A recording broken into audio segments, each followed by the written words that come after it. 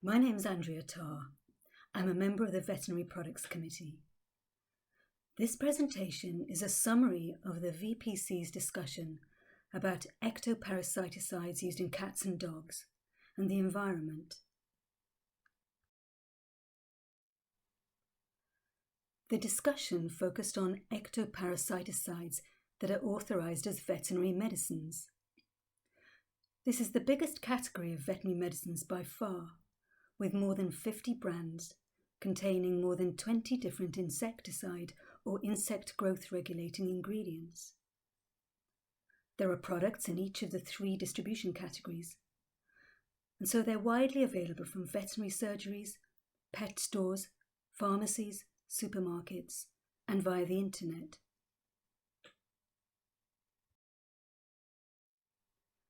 The products are available in a range of formulations. Most of them are designed to remain on or in the body for several weeks or months so that they can prevent infestation. The active ingredient in tablet formulations is absorbed into the body. This is also true of the active ingredients in some spot-ons.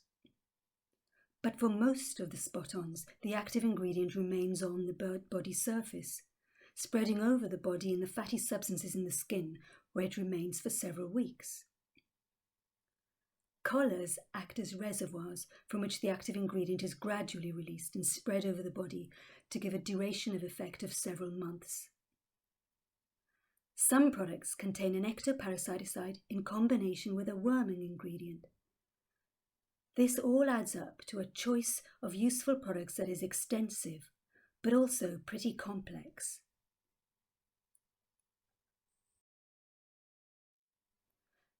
The message about parasiticide use that goes to the public and the veterinary profession is increasingly focusing on all year-round prevention for most pets, consisting of repeated use of long-acting products. And parasiticides are an important component of veterinary practice pet health plans.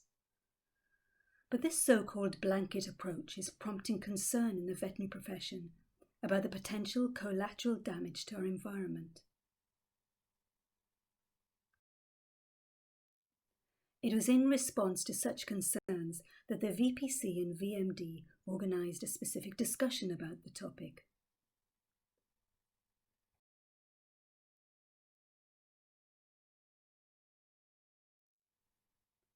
When judging whether to award a marketing authorisation for a veterinary medicine, the VMD makes an assessment about whether the benefit outweighs any risk. The potential risks that are considered are those to the treated animal, to humans, whether because they come into contact with the medicine or through residues in food, and also the risk to the environment. An environmental risk assessment is an essential regulatory requirement.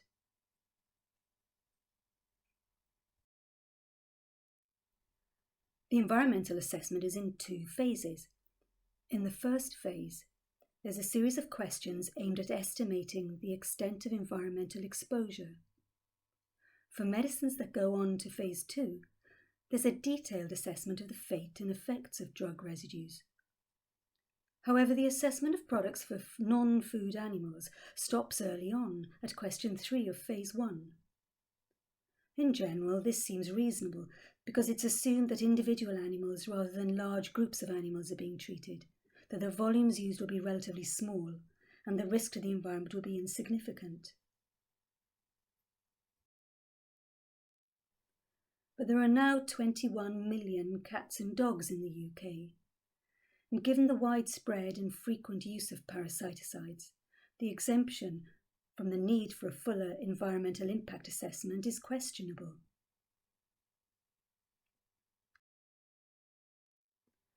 In the authorisation process, there is account taken of the possibility of wash-off from topically applied products. This involves adding warnings to product information about keeping dogs out of water for typically 48 hours. In reality, this is a pragmatic measure based on what can be reasonably expected of pet owners, rather than being related to facts about the likelihood of insecticide leaching into water. However, there's evidence that these measures may not be adequate for preventing parasiticides from entering water systems.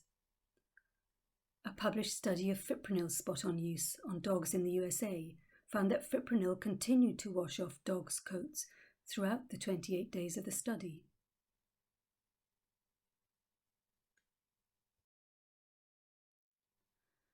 In the light of these observations, the group's thoughts about some of the next steps that will require more detailed exploration come under 4 headings: research, regulation, professional, and education. Under research, we feel there's need for more research on the fate of companion animal ectoparasiticides in the environment, a need for independent research on parasite burden and parasite disease risk in companion animals, and more information about the role of test and treat as an alternative to pharmacological prevention. Under regulation, there's a need for reviews of environmental risk assessment, of mitigation warnings, and of product literature. Finally, we feel there's a need for professional reflection on the responsible use of companion animal parasiticides, and better information and education for professionals and pet owners alike.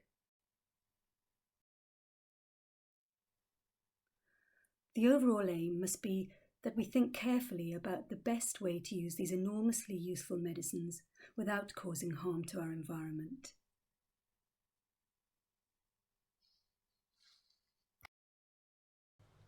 The VPC welcomes any questions that you might have.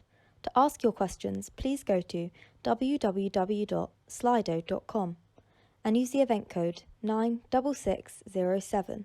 Slido will remain open for your questions until Friday the 20th of November. Thank you very much for listening.